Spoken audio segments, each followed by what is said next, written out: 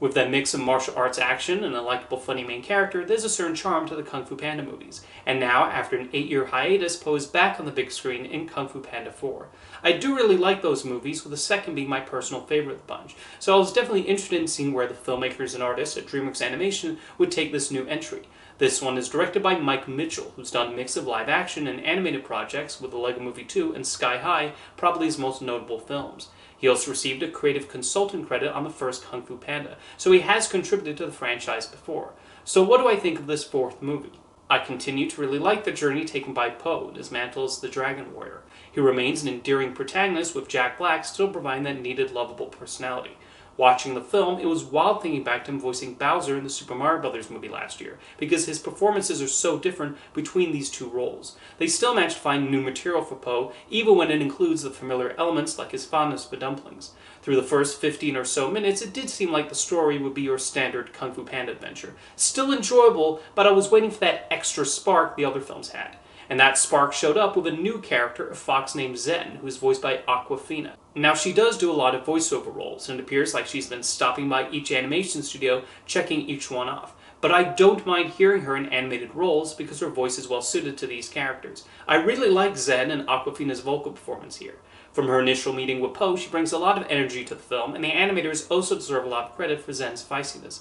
There are amusing bits related to her thieving ways, and how that contrasts with Po's more honest and innocent personality.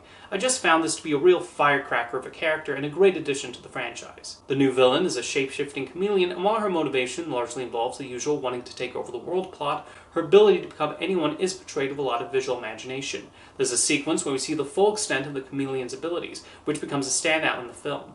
I like how in each movie, the main villain provides Po with a new physical and mental challenge, and they each feel distinct from each other. Something that many people will notice about this movie is that the Furious 5 is largely absent from the story, although we're told in the beginning what they're off doing.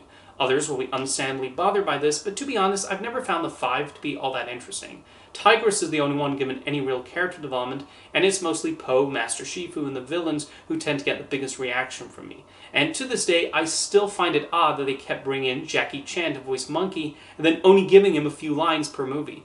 I'm not sure what the Furious 5 would have added to the story being told here, which is mostly about the dynamic between Po and Zen. We do get an additional subplot with Po's biological and adopted fathers. I think it's sweet that they refer to Po as our son in this movie, and while their storyline does not add too much to the overall adventure, there were enough funny moments that I did not mind whenever it cut back to them.